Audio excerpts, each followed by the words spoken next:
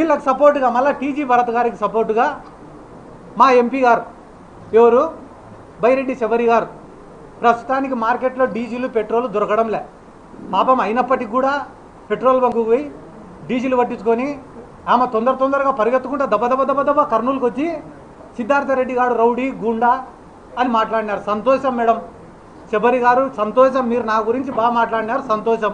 కానీ ఈరోజు మీడియా సమావేశం ద్వారా మిమ్మల్ని నేను ఒకటి అడగాలనుకుంటానా. మీ ఫాదర్ని బైరెడ్డి రాజశేఖర రెడ్డి గారిని గౌరు వెంకటరెడ్డి వాడు ఒక వేస్ట్ ఫెలో అని మాట్లాడి ఈ రోజుకి 2 నెలలు అయింది. ఎందుకు మీరు ఈ రోజు వరకు కౌంటర్ ప్రెస్ మీట్ పెట్టలే? నందికొట్కూరు మార్కెట్ యార్డ్లో మాండ్ర శివానందరెడ్డి అని ఆయన ఇదే బైరెడ్డి రాజశేఖర రెడ్డి గారిని ఈ నందికొట్కూరులో 2 సార్లు ఎమ్మెల్యే గెలిచిన ఒక జోకర్ గాడు ఉన్నాడని మాట్లాడినాడు. దానిపైన మీరు ఎందుకు ప్రెస్ మీట్ పెట్టాలా, స్పందించలే? నందికొట్కూరు ఎమ్మెల్యే జయసూర్య గారు ఏమన్నాడు? ఆయన బైరెడ్డి రాజశేఖర రెడ్డికి మా తెలుగుదేశం పార్టీకి సంబంధమే లేదు, అతను చెప్తే ఏ ఒక్క అధికారి కూడా స్పందించాల్సినటువంటి అవసరం లేదు అని చెప్పి 100 మంది ముందర మాట్లాడినాడు. దానిపైన మీరు ఎందుకు స్పందించలే? దానిపైన స్పందించారు. కానీ సిద్ధార్థరెడ్డి పైన స్పందించాలంటే మాత్రం వెంటనే పరిగెత్తుకుంటూ వస్తారు. పరిగెత్తుకుంటూ వచ్చి రౌడీ గూండా క్రిమినల్. సిద్ధార్థరెడ్డి గారు రౌడీనా కాదా అని చెప్పడానికి మిమ్మల్ని ఎంపించేశారా? 5 పైసలైనా నిజాయితీ ఉండాలి కదా. పిల్లల్ని గారభంగా చూసుకునే తల్లిదండ్రులు ఉంటారు, అల్లారు ముద్దుగా చూసుకునే తల్లిదండ్రులు ఉంటారు. కానీ కొండ మీద కోతినైనా తీసుకొని వచ్చి ఇచ్చే తల్లిదండ్రులు చాలా తక్కువగా ఉంటారు. బైరెడ్డి శబరి గారికి డాడీ నాకు ఎంబీబీఎస్ సీట్ కావాలంటే కొనిచ్చినాడు. డాడీ నాకు పీజీ సీట్ కావాలంటే కొనిచ్చినాడు. డాడీ నాకు ఎంపీ సీట్ కావాలంటే కొనిచ్చినాడు. 100 కోట్ల ఆస్తులు ఇచ్చినాడు. ఈ ప్రపంచంలోనే లావిష్ లైఫ్ స్పెండ్ చేసుకునేంత అవకాశం నీకు ఇచ్చినాడు మీ ఫాదర్. అటువంటి మీ ఫాదర్ని ఎవడు పడితే వాడు విమర్శిస్తుంటే ఒక్కరోజు స్పందించని బైరెడ్డి శబరి గారు సిద్ధార్థరెడ్డి పైన మాట్లాడమంటే మాత్రం అమెరికాలో ఉన్న ఫ్లైట్ ఎక్కి కర్నూలుకి వస్తారు. ఎందుకు? ప్రతిపక్షంలో ఉండాలే, ఏం మాట్లాడినా చెల్లిపోతుంది. నేనేమన్నా మాట్లాడినా తిరిగి మాట్లాడాడులే.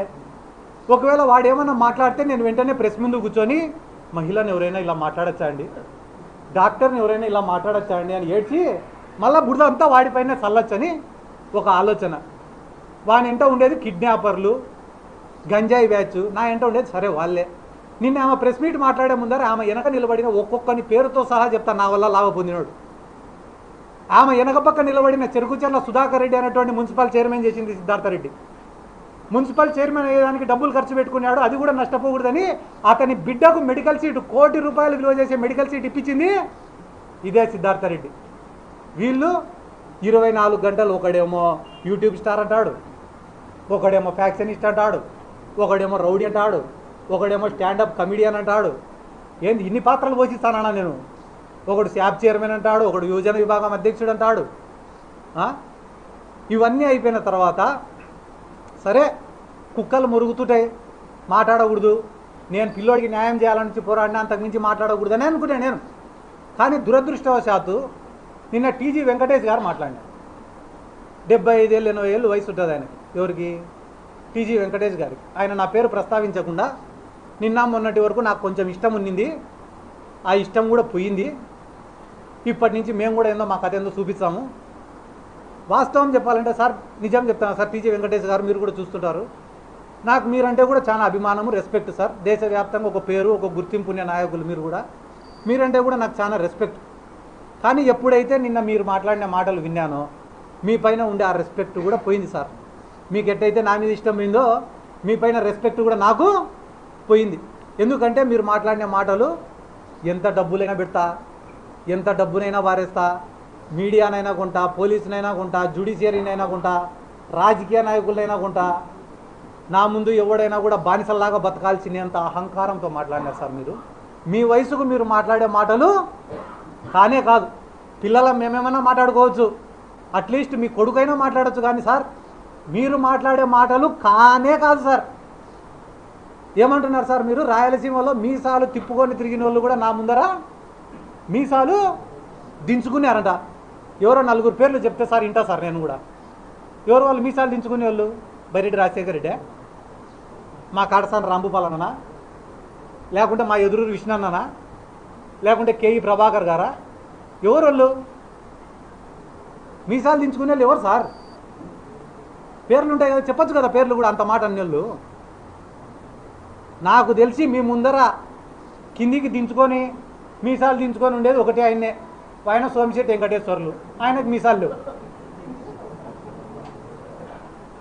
కాబట్టి ఇంతగా మీరు ఒక విమర్శను తీసుకోలేని స్థాయిలో ఉంటే ఎట్టా సార్?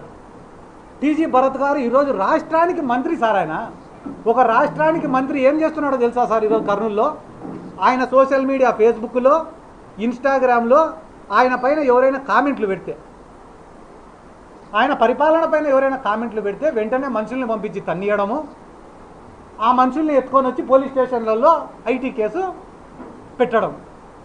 ఏ స్టేషన్లో నమోదు కాలేదు. నిన్నగాక మన తాండ్రపాడు పిల్లోడిని కొట్టారు, డోన్ నియోజకవర్గానికి సంబంధించినవాడు. మొన్న కిమ్స్ హాస్పిటల్లో పనిచేసే పిల్లోడు, ఆ పిల్లోడు రారా మాట్లాడు అంటే కానీ, సార్ ఆడ సార్ చిన్న ప్రాణం నన్ను చంపుతారు సార్ అట్లా. అమాయకుల్ని, పేదవాళ్ళని కొట్టే బతికేది, భయపించే బతికేది. దానాలు ధర్మాలు చేసినామంటున్నారు. ఏమంటున్నారు? దానాలు ధర్మాలు. 1000 కోట్లు ఉండేటోడు 1 కోటి రూపాయలు ఖర్చు పెట్టడం పెద్ద పని అన్న? నా జేబులో 1 కోటి రూపాయలు ఉంటే 2 కోట్లైనా ఖర్చు పెడతాను నా పక్కన ఉండేటోడిని కాపాడుకోవడం కోసం. అది గొప్పనా ఇది గొప్పనా? ఒకడి దగ్గర తగ్గడం వల్ల నేను 2 ఏళ్ళు ఎక్కువ బతికేది లేదు.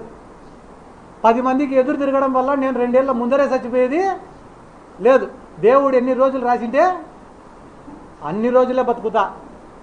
చిన్నప్పుడే నేను నేర్చుకునే ఒక మాట ఏందిరా అంటే, బలవంతుడి పక్క నిలబడితే నీ జీవితం సుఖంగా ఉంటుందంట, సంతోషంగా ఉంటుందంట, ఎటువంటి ఇబ్బందులు ఉండవంట, జీవితం సాఫీగా గడిచిపోతుందంట బలవంతుడి పక్క నిలబడితే. కానీ ఈ సమాజం నిన్ను గుర్తించదంట. అదే బలహీనుడి పక్క నిలబడితే కష్టాలు ఉంటాయి, అవమానాలు ఉంటాయి, బాధలు ఉంటాయి, ఇబ్బందులు ఉంటాయి. కానీ ఈ సమాజం ఏదో ఒక రోజు నువ్వు చచ్చిపోయే లోపల నిన్ను హీరోగా గుర్తిస్తారు. కష్టమో నష్టమో పోరాడడానికే సిద్ధపడినా నేను. అమ్ముడు పోయేటోళ్ళు ప్రతి దాంట్లో ఉండొచ్చు, మీడియాలో ఉండొచ్చు, పోలీసులలో ఉండొచ్చు, పొలిటికల్ లీడర్లలో ఉండొచ్చు, అన్ని దాంట్లో అమ్ముడుపోయే వాళ్ళు ఉండొచ్చు. కానీ నిజాయితీగా బతికేటోళ్ళు కూడా ప్రతి దాంట్లో ఉంటారు, మీడియాలో కానీ, పోలీసులలో కానీ, రాజకీయ నాయకులలో కానీ, జీవితంలో కానీ. నేను ఏ కేటగిరీలోకి వస్తానో కూడా తొందరలో మీకే చెప్తా. మా కాడ 100 కోట్ల ఆస్తులు ఉన్నాయని అంటున్నారు వాళ్ళు. నా కాడ ఏంది లేదు, 1 రూపాయి లేదు. నాకు ఉండేదంతా ఒకటే, జగన్మోహన్ రెడ్డి ఒక్కడే ఉన్నాడు. మళ్ళా చెప్తాను, ఎవరున్నారు? జగన్మోహన్ రెడ్డి ఒక్కడే ఉన్నాడు. వీళ్ళ బాధితులందరినీ కూడా జగన్మోహన్ రెడ్డి గారి దగ్గరికి నేను 100కి 100% నేను తీసుకొని పోతా. నేను జగన్ సార్ దగ్గర మాట తీసుకుంటా. ఎందుకు మాట తీసుకుంటా అంటానా అంటే, వీళ్ళు చెప్తానే మాట ఏమో తెలుసా? బయటికి మా పార్టీని గొడ్డలి పార్టీ అంటున్నారు, విమర్శిస్తున్నారు. కానీ లోపల మా పార్టీకి సంబంధించిన మాజీ ఎమ్మెల్యేలతో, మాజీ మంత్రులతో, టీటీడీకి సంబంధించిన వాళ్ళతో, ప్రతి ఒక్కరితో వీళ్ళు కాంటాక్ట్లో ఉన్నారు. కాంటాక్ట్లో ఉండి వీళ్ళు ఏం చెప్తున్నారు? రేపు వైసీపీ వచ్చినా కూడా మా ఫ్యాక్టరీలకు కానీ, మా ఆస్తులకు కానీ, మా అవినీతికి కానీ ఎటువంటి ఇబ్బంది ఉండదని చెప్పి వాళ్ళు కాలర్ ఎగరేసుకొని చెప్తున్నారంటే దానికి కారణం మా దాంట్లో కూడా కొంతమంది వాళ్ళతో టచ్లో ఉండారు కాబట్టి నేను ఎవరితో మాట్లాడను, డైరెక్ట్ పోయి జగన్మోహన్ రెడ్డి గారితో మాట్లాడతా. ఆయన కాడిని విషయం తెలుసుకుంటా. ఆయన చెప్పిన తర్వాతనే ఇక్కడున్న బాధితుల్ని తీసుకొని పోతా.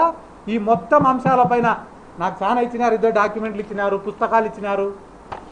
ఆల్కలీస్ ఫ్యాక్టరీ పైన మాట్లాడన్నారు, ఈడ ఉన్న చైతన్య కాలేజీల పైన మాట్లాడమన్నారు, గోశాల భూములలో ఉండే ఖజానా జ్యువెలర్స్ గురించి మాట్లాడమన్నారు, వక్ఫ్ బోర్డు భూముల గురించి మాట్లాడమన్నారు, తుంగభద్ర నీళ్ళను ఎట్ట తీసుకుపోతారో మాట్లాడమన్నారు, ఆల్కలీస్ నుంచి వచ్చే వ్యర్థాలను ఏ రకంగా తుంగభద్ర కలుషితం అవుతుందో మాట్లాడమన్నారు, పొలాలు ఎందుకు పండడం లేదో మాట్లాడమని చెప్పినారు.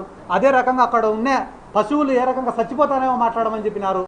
అన్న వాళ్ళ మాఫియా సిద్ధార్థ రెడ్డి క్రిమినల్ అని మాట్లాడుతున్నారు కదా, నేను కనిపించే క్రిమినల్ అయితే వీళ్ళు కనపడని క్రిమినల్ అని చెప్పన్నా వాళ్ళ గురించి అని నాకు కొన్ని 100 మంది ఫోన్లు చేసి మాట్లాడమని చెప్తున్నారు. కానీ వాళ్ళేం ఆలోచిస్తున్నారు తెలుసా? రోజుకు 20 మందితో సిద్ధార్థ రెడ్డి గారిని తిట్టిస్తే నేను షెడ్డోడ్ని వాళ్ళు మంచోళ్ళు అవుతారని అనుకుంటున్నారు. ఇది ఏ జనరేషన్ అన్న? మీ దెబ్బకు భయపడి ఎవరు మాట్లాడడం లేదేమో బయట, కానీ మీకున్న పెద్దరికాన్ని మొత్తం మీరు గడిచిన వారం రోజుల్లో పోగొట్టుకున్నారని కూడా ఈ సందర్భంగా తెలియజేసుకుంటూ, ఈరోజు ఆహ్వానించిన వెంటనే ఇక్కడికి వచ్చిన విలేకరుల సోదరులకు అందరికీ కూడా నా ప్రత్యేక ధన్యవాదాలు తెలుపుకుంటున్నాను.